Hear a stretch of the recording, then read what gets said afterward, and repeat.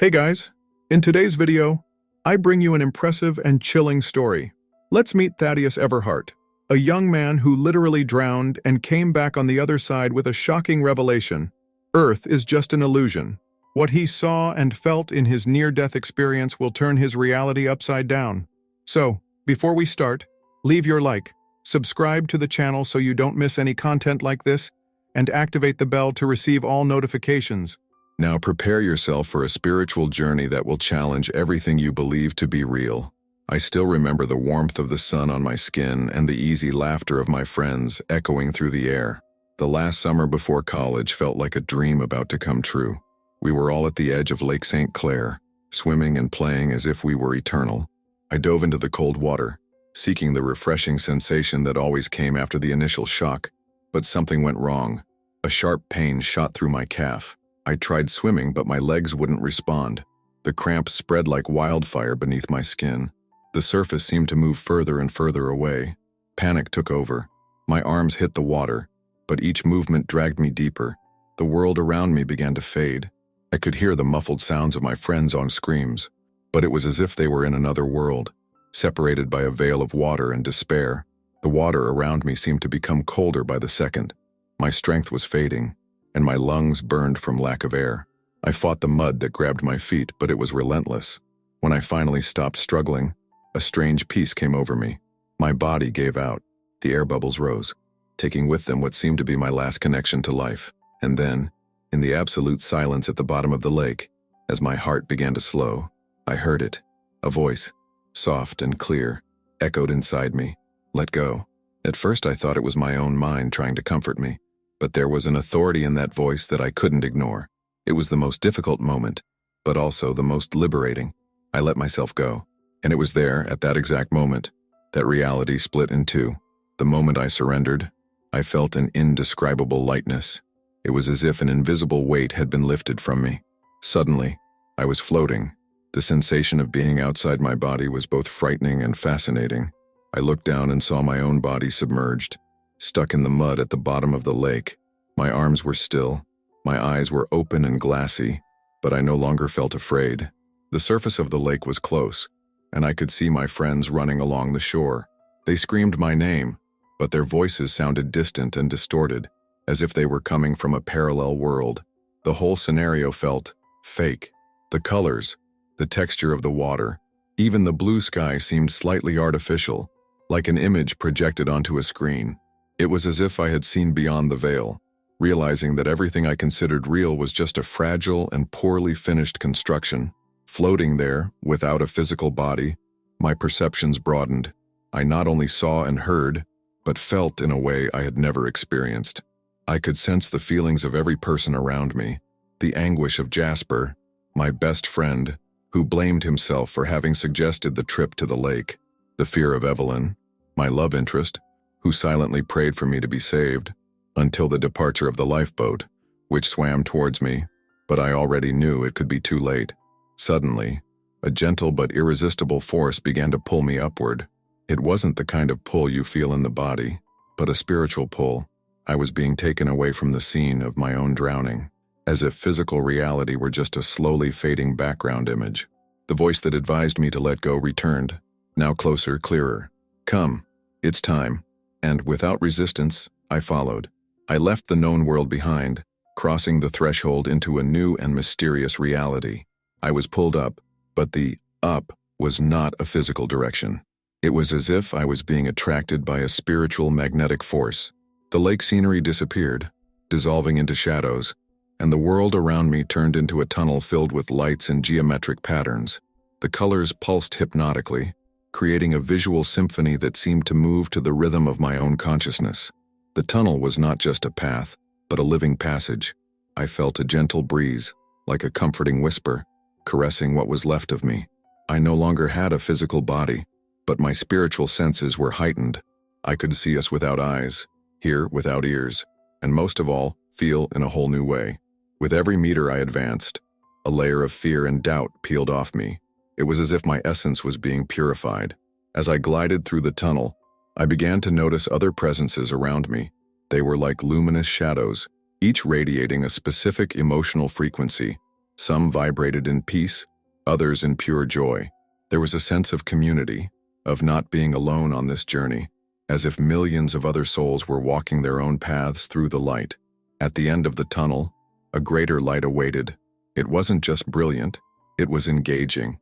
Its heat didn't burn, but it healed. I felt drawn to her, not as a magnet draws metal, but as a son runs into his mother's arms. The light seemed alive, pulsing in shades of gold, white, and a blue that transcended any earthly hue. She didn't just illuminate, she sang, a melody without sound, but which vibrated in every particle of my being. Without resistance, I allowed the light to envelop me. It was like diving into an ocean of pure consciousness, and at that moment, I realized that I was about to discover something beyond any human understanding. Earthly reality, with its physical laws and limitations, already seemed like a distant memory, a vague dream given the intensity of that new world. The light called to me and I was ready to hear its message. Upon passing through the veil of light, I was transported to a vast, indeterminate space. There was no ground, sky, or horizon. It was like floating in a vacuum, but without the cold or emptiness. In that ethereal environment, a huge translucent sphere materialized around me. She seemed alive, pulsing in a steady rhythm, almost like the beat of a cosmic heart. The sphere was made up of thousands, perhaps millions, of small screens.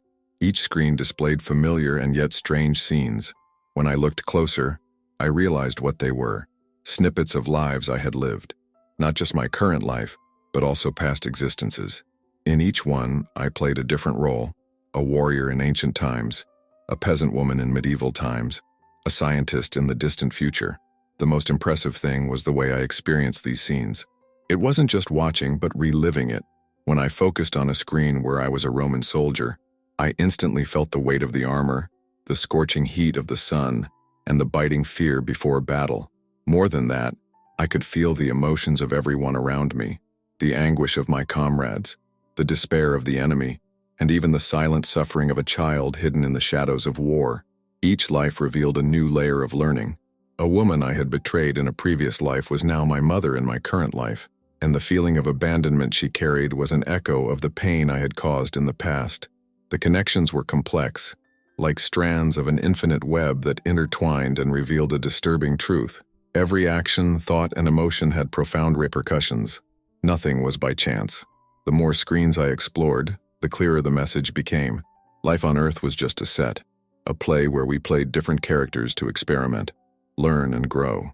The physical world was nothing more than a sophisticated simulation, an illusion created so that our eternal consciousness could experience duality, love and fear, right and wrong, pleasure and pain. When I finally stepped away from the sphere, my perception of reality had been completely dismantled. The world I belonged to seemed more like a puppet game, where the strings were in the hands of a much greater force, and this strength awaited my arrival, emanating an even more intense and comforting light. The light before me was not human in shape, but there was something about it that conveyed welcome, as if I were in the presence of a loving and infinitely wise entity. Its appearance was a mixture of brightness and movement, like a dawn horizon reflected in the calm surface of a lake. There were no eyes, no mouth, no hands, but I felt like she saw me completely. Every thought, every fear, every innermost desire. Without the need for words, she communicated directly into my mind. The messages came like gentle waves, crossing my consciousness and flooding me with a sense of peace that I had never experienced in my earthly life. The first words enveloped me like a hug. Don't be afraid. At that moment, any trace of anxiety dissolved. I was safe. I was at home. The light then whispered another truth. I love you. The love that emanated from her was unlike anything else. It wasn't conditional. I didn't expect anything in return. It was as if I were part of it, like a drop is part of the ocean. Behind the big light, I noticed the presence of other small lights, billions of them, each with its own vibration and identity, but all united in a single spiritual chorus. Welcome home. The revelation was overwhelming. There was no hell. There was no judgment. No one questioned me about mistakes made or human failures. All that mattered was the learning, the experience, the journey. The light showed me that each life was just one piece of a much larger puzzle, and that the true purpose of each existence was to experience, grow, and eventually return to the original source. I felt myself falling apart, as if my essence was being absorbed by that light. But there was no loss of identity. On the contrary, it was as if my consciousness expanded to embrace the whole. I was everything and nothing at the same time, a part of the universe and the universe itself. The feeling of being loved and loving simultaneously was indescribable. Deep down, a realization began to form. Life on Earth, with all its pains and joys, was just an illusion, a game, a play in which we all acted, but without remembering that the real stage was there, in the light. And for the first time, I saw the truth behind the veil. We were all just dreaming. When the light enveloped me, the sensation was like diving into an ocean of pure consciousness. My individuality began to dissolve, but contrary to the fear of losing who I was, I felt complete for the first time. It was as if my soul was a drop of water, and the light was the vast ocean. By blending into it, I didn't disappear. Rather, I became part of something infinitely larger. With each moment of this fusion, more knowledge unfolded in my mind. It wasn't like learning something new, but rather remembering ancient truths, always present but forgotten during my life on Earth. Understanding was absolute, without the need for reasoning or logic. I knew everything about everything, every mystery of the universe, every secret of creation, every detail about the past, present, and future was there, clear and accessible. I saw the universe unfolding like an infinite tapestry. Each thread was a life, a soul, an experience. Each decision, each emotion created new patterns, and all the stories intertwined in a grand and harmonious design. I understood that there were no victims or villains, just souls playing temporary roles in a divine performance. The most shocking revelation, however, was about reality itself. The Earth, with its physical rules, its linear time, its limitations and suffering, was nothing more than a simulation, an illusion created so that eternal consciousnesses could experience duality. It was like a collective dream, where we all chose to forget who we really are so that we could fully live our chosen role. The true world, the true essence of everything, was light, and each of us was part of it, playing at being human, at being mortal, at being limited. The light then gave me a final message. You were always here, even when I was there. I understood that my essence had never left this higher dimension. Only a small part of me was on Earth, playing the role of Thaddeus Everhart. And the moment this play ended, I would return home, not as someone who returns, but as someone who awakens from a deep and confusing dream. I wanted to stay there, in that feeling of unity and completeness. But even in the fusion, I felt a slight tension, a counterforce that was beginning to pull me. Something told me that the journey wasn't over yet, and before I could react, everything started to change again. Just when I thought that merging with light would be the culmination of my journey, a new dimension unfolded before me. I felt myself slipping out of absolute consciousness and being carried on a current of energy through universes and dimensions beyond any human imagination. The light was still all around me, no longer as an individual entity, but as the very fabric of reality, guiding me across that cosmic ocean. I saw universes where matter was just a suggestion, and where beings of pure energy communicated through waves of intention. I floated through worlds where thought shaped reality instantly, where wanting something was enough to make it exist. Stars were born and died in a matter of seconds, and entire civilizations rose and disappeared like gusts of wind. There was no linearity. There was no time as we know it. Everything happened at the same time, each moment a unique and perfect expression of creation. In one of these dimensions, I noticed a planet covered in gigantic crystals. The life forms there resembled dancing beams of light, which merged and separated in a constant choreography. I felt their emotions, their experiences, and again, the message was clear. The Earth was not unique, and the concept of reality was much broader than any human being could understand. There were also places of pure darkness, where there was no form or thought. But contrary to what I expected, there was no fear there. Darkness was not absence, but potential. It was the fertile void where everything could be created, where nothing was just the prelude to a new beginning. I understood that good and evil, light and darkness, were just poles of the same truth, and that true understanding came from accepting both. The journey seemed to last years, centuries perhaps, but at the same time, I knew that in the physical world, no more than a few minutes had passed. This discrepancy was not uncomfortable, but rather liberating. It was as if I was exploring an infinite gallery of possibilities, knowing that in the end I would always return to the light. However, as I approached a new dimension, I felt a different pull, denser, more physical. Something told me that the return was near, and the simple idea of returning to my body filled my soul with a mixture of nostalgia and resistance. The feeling of being pulled back into my body was abrupt, almost violent. An irresistible force snatched me from that cosmic journey and launched me towards the physical world. It was as if my consciousness was being compressed into a capsule too small to contain it. Everything I had experienced, absolute knowledge, union with light, travel across dimensions, suddenly seemed distant and unfocused, like a dream beginning to slip through my fingers. I felt the weight of my body before I even opened my eyes. The cold air hit my damp skin, and a deep pain throbbed in every muscle. My first breath was a shock. My lungs burned as if they were made of live coals. I heard voices, some crying, others screaming my name. My friends were around me, their hands touching my face, my forehead, my shoulders. Reality imposed itself in a raw and indisputable way. "He's back. Thaddeus. Can you hear me?" Jasper's voice sounded close, full of relief and disbelief. His eyes were red and swollen, and when our eyes met, I realized he was holding back tears. Evelyn was kneeling in the sand, hands clasped in prayer, muttering disjointed words between sobs. I wanted to speak, but my voice didn't come out. My mind was caught between two worlds. While they saw me as a survivor, I felt like an exile. The physical world seemed like an empty shell, like a theater set where everything was just a facade. The grass, the sky, even the familiar faces around me had an almost pixelated quality, as if I were inside a simulation that could no longer fool me. I was carried to shore, laid on the cold sand, and wrapped in towels. The lifeguard, who had rescued me, was still trying to stabilize my breathing. "Do you remember anything?"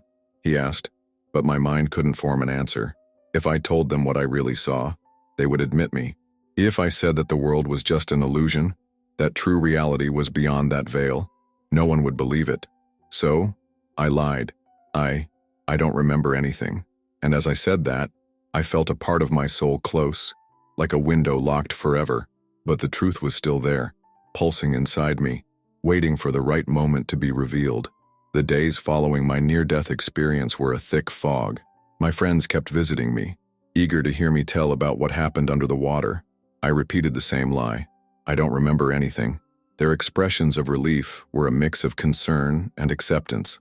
On the surface, I looked like a young man who escaped death. Inside, I felt like an alien trapped in an artificial world. I went back to school, finished high school, and followed the expected path. But each step felt like an act. The classes, the laughter in the hallway, even the graduation celebrations had an artificial flavor, as if I were participating in a play where everyone knew their lines except me. My parents noticed the change. My sensitive and spiritual mother tried to talk to me, but her words seemed distant, as if she were speaking through thick glass. My practical and skeptical father preferred to believe that I just needed time to recover. The feeling of displacement became constant. I walked the streets of Detroit, watching people come and go, and everything seemed choreographed.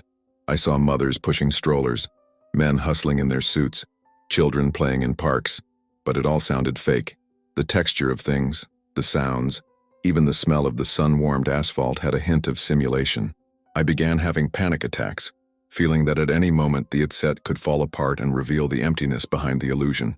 The search for answers was inevitable. I spent years devouring books on spirituality, quantum physics, Eastern philosophy, and accounts of other near-death experiences.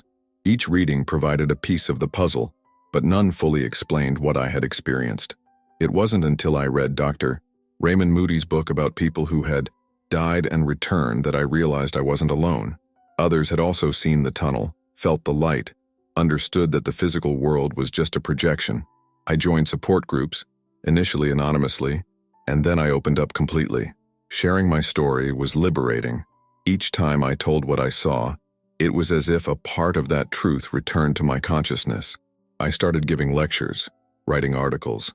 I even participated in radio programs. My goal was simple: to help others see beyond the veil, to realize that life on Earth was just a learning experience, a temporary experience, But even after decades, even after sharing my story with thousands of people, the feeling persisted. I was just a visitor, patiently awaiting the moment to finally return to my true home. And until then, my role was to awaken as many people as possible, showing them that, beyond the illusion, there was a light waiting to welcome them. As the years passed, my mission became clear. It wasn't just about sharing my experience, it was about waking people up from the illusion they were living in. Life on Earth, with all its pains, joys, challenges, and pleasures, was just a tiny fraction of true reality. The physical world was like a lucid dream, a simulation created so that our eternal consciousnesses could experience what it meant to be human. But, as in every dream, the time came to wake up. My first public talk was at a community church. There were about 20 people in the audience, most of them curious, but also skeptical. I remember starting with a simple sentence: "Everything you see, feel, and experience here is not real." There was a heavy silence. Some frowned, others looked away, but I continued. I told about the lake, the tunnel of light, the sphere of past lives, and, most importantly, about the feeling that the world was just a stage, an illusion created by a higher consciousness. Over time, more people started listening. Study groups formed, spiritual gatherings emerged, and eventually I was invited to radio shows and podcasts. My name circulated among spiritual-seeking communities, and stories of those who also had glimpses of true reality reached me. Each account reinforced the light's message: you were always here, even when you were there. My approach has never been to convert or impose an absolute truth. I just shared what I saw and let everyone interpret it in their own way. Some saw me as a visionary, others as a madman, but every now and then, I would meet someone whose eyes would light up, someone who understood, who felt the same disconnection from the physical world, and for these people, I knew my message was a relief, a confirmation that they were not alone. Even after so many decades, the experience was still vivid. When I closed my eyes, I could still feel the light, hear the chorus of voices saying, "Welcome home." The hope of one day returning was what drove me, but I knew that the return would only come when my mission was complete. Meanwhile, I continued spreading the message, one word at a time, one awakened soul at a time. And now, at the end of this report, my message to you is simple. Question. Question everything you see, everything you have been taught, everything you believe to be real. The world we know is just a fraction of the truth, and when you finally allow yourself to see beyond the veil, you will discover the same thing I did, that true reality is in the light, and that this world is nothing more than a passing illusion, a dream from which, sooner or later, we will all awaken. If you like this beautiful spiritual testimony, leave a like, comment on your impressions, subscribe to the channel, and don't forget to activate the notification bell to watch each new video and help us spread this message to a greater number of people. Until next time.